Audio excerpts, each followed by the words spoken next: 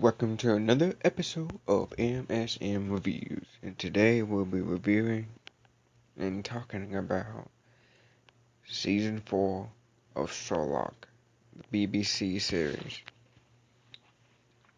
I finally got done catching up with this series, and I have to say, if this is the way, if they don't come back for another season, and if this ending, is good. It's good. I mean, they could pick it up and still be fine. If they don't, we have a good conclusion ending. That he will always solve cases. But with that said, let's talk about Season 4. Well, we continue what we left off at the end of Season 3.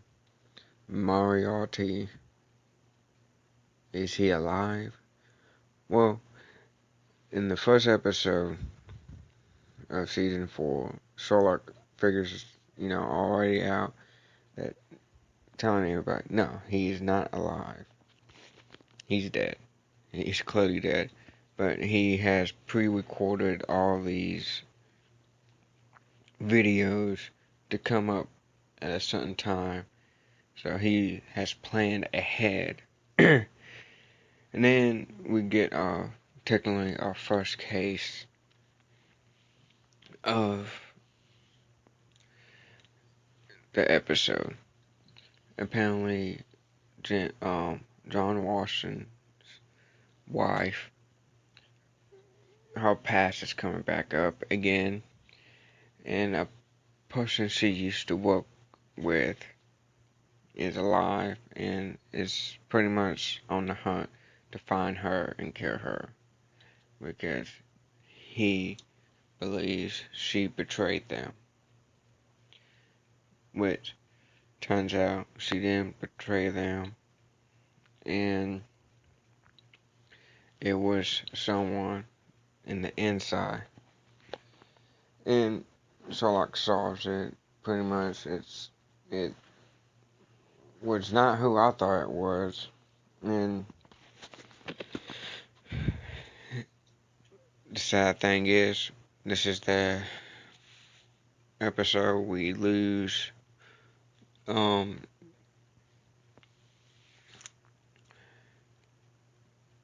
Washington's wife. When Sherlock finally discovers who was behind the betrayal of her and getting her information out there, this woman tries to shoot Sherlock, and she jumps in the bullet in front of Sherlock and takes the bullet, and there's a fatal wound, and she dies. So we end the episode with, Washington blaming Sherlock. And right before the episode ends,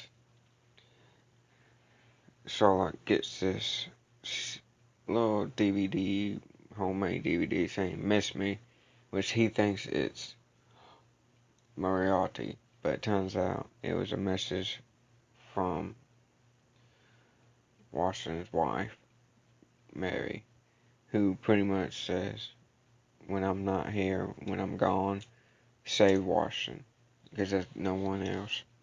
So we end the episode there, the first episode. And episode 2 kicks off with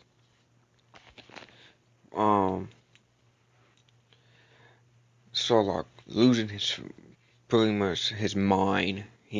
This episode was pretty much my favorite episode of Season 4. Sherlock is just going apes. Like, he's gone completely mad. And has gone back on his drugs. And then he is pursuing this guy, this famous media guy, who he's saying he's a serial killer. And pretty much, you know, the dude is, you start questioning if he is a serial killer or Sherlock just lost his mind. And basically, he actually ends up getting himself into the hospital, and Washington finds that DVD, homemade DVD that Mary left for Sherlock, and he watches it, and turns out the only way Sherlock could save Washington is to have Washington save Sherlock. So he puts himself in harm's way, and Washington starts realizing, okay, I need to get to the hospital. And it turns out he saves Washington. Sherlock. Washington saves Sherlock in time to catch the serial killer trying to kill Sherlock. And and Sherlock has Washington's cane and has pretty much a recording device. So when the dude pretty much said his crimes, he pretty much, they have it on tape.